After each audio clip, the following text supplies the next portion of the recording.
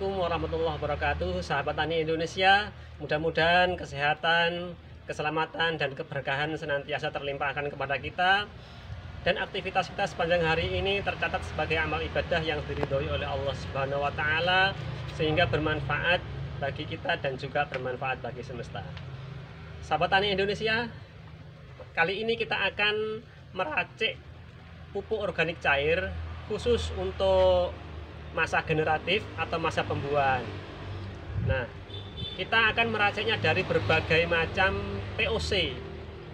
Jadi POC yang sudah jadi atau pupuk organik cair yang sudah jadi dari berbagai macam jenis itu kita satukan sehingga menjadi pupuk organik cair khusus untuk masa generatif yang sangat luar biasa, sahabat tani. Mudah-mudahan nanti kita bisa buktikan hasilnya seperti apa. Nah, sekarang mari kita lakukan dulu peracikannya bagaimana. Yang pertama-tama kita siapkan itu adalah bahan-bahan. Ini adalah POC dari sabut kelapa.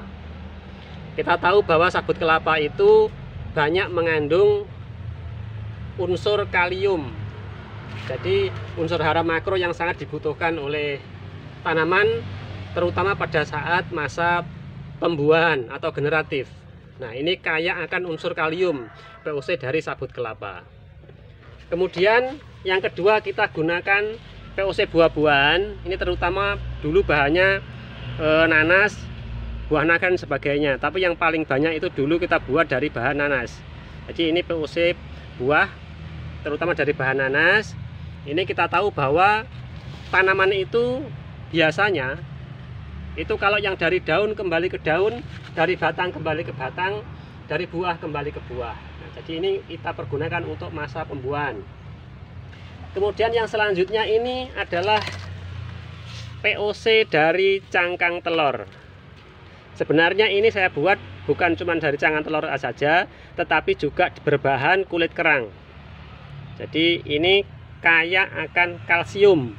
Kalsium gunanya untuk menguatkan tanaman, sekaligus untuk membuat buah itu tidak mudah rontok, juga tidak mudah pecah, tidak mudah busuk. Itu. Jadi kalsium gunanya itu seperti itu. Kalau di tanaman anggur biasanya agar tidak mudah pecah. Kemudian yang ini bahan dari POC pisang komplit. Nah, ini saya tulis komplit itu karena bahannya dari kulit pisang, bonggol pisang, dan juga jantung pisang. Jadi ini kaya akan unsur kalium, juga fosfor. Demikian sahabat tani ya, bahan-bahan yang kita gunakan. Nah, sekarang bahan-bahan ini akan kita racik menjadi satu untuk pupuk pembuahan, sahabat tani. Nah, kita siapkan wadahnya. Nanti perbandingannya silahkan lihat, sahabat tani ya, perbandingannya seperti apa. Ini perbandingannya paling saya cuma 1:1 semua, cuman salah satu nanti kita kasih 2 perbandingannya. Nah, ini contohnya seperti ini. Kita sabut kelapa kita kasih 1 gayung, sahabat tani. 1 gayung. Ini saya katakan fermentasi tahap kedua. Jadi kalau tahap pertama itu kita fermentasi masing-masing. Kemudian ini tahap keduanya kita jadikan satu, kita fermentasi lagi. Itu kayak gitu, sahabat tani. Ini dari nanas kita masukkan 1 bagian. Dari cangkang telur kita masukkan 1 bagian.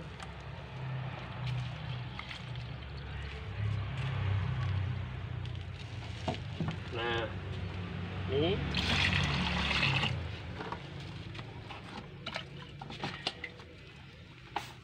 ini dari pisang komplit, sahabat tani ya, pisang komplit.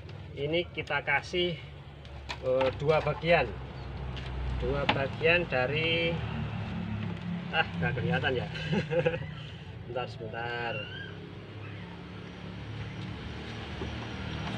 1,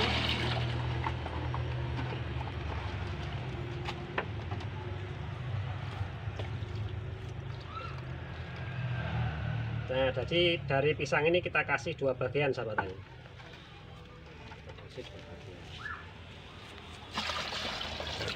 Kita campur kayak gini. Setelah kita campur, kita tambahkan molase. Ini molase kita tambahkan setengah gelas. Kita kira-kira sahabat tani ya. Tetapi kalau saya sarankan sahabat tani untuk memakai ukuran gelas beneran. Kalau saya kira-kira saja, karena sudah terbiasa sahabat tani. Nah, ini setengah gelas kita masukkan, kita aduk. Mungkin sahabat tani kurang, nah kayak gini. Ini akan kita fermentasi, dan insya Allah hasilnya sangat bagus sekali untuk segala macam jenis tanaman. Nah, kalau sahabat tani misalkan untuk tanaman tertentu, mungkin nanti bisa dosisnya atau perbandingannya kita rubah sedikit sesuai dengan tanaman masing-masing. Tetapi kalau untuk umum segala jenis tanaman, perbandingannya seperti itu sahabat tani ya. Nah, kalau misalkan kita mau pengen tambah dengan PSB apa bisa? Bisa sekali. Ini contohnya. Ini PSB murni. Kita kocok dulu sebelum ditambahkan, kita kocok dulu. Nah, setelah kocok, kita ambil 1 bagian juga sahabat tani ya.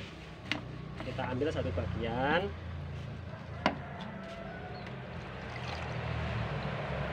Nah, 1 bagian kita masukkan langsung. Nah, ini PSB ini adalah fotosintesis bakteria. Fotosintesis bakteria, bakteri fotosintesis. Ini biasanya kita semprotkan, tetapi dikocor pun juga bisa. Jadi kalau untuk layu fusarium itu dicampurkan begini. Nah, maksudnya dikocorkan. Ini nanti dikocorkan. Nah, setelah itu kita fermentasi dulu sahabat tani ya. Kita fermentasikan itu gunanya untuk apa? Nah, gunanya agar ini benar-benar homogen, benar-benar menjadi satu dan saling menunjang. Jadi fungsinya ini saling menunjang masing-masing ini. Fermentasinya minimal 7 hari sahabat tani ya. Minimal 7 hari.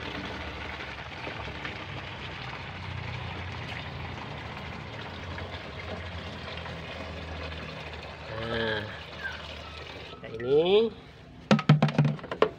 selesai.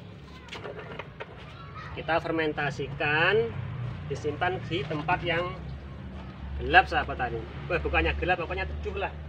Tuh, taruh di sini juga nggak apa-apa sahabat tani. Nah, demikian sahabat tani. Mudah-mudahan apa yang kita lakukan pada hari ini bermanfaat. Dari saya apabila banyak kekurangannya, banyak kesalahannya, mohon maaf. Wassalamualaikum warahmatullahi wabarakatuh.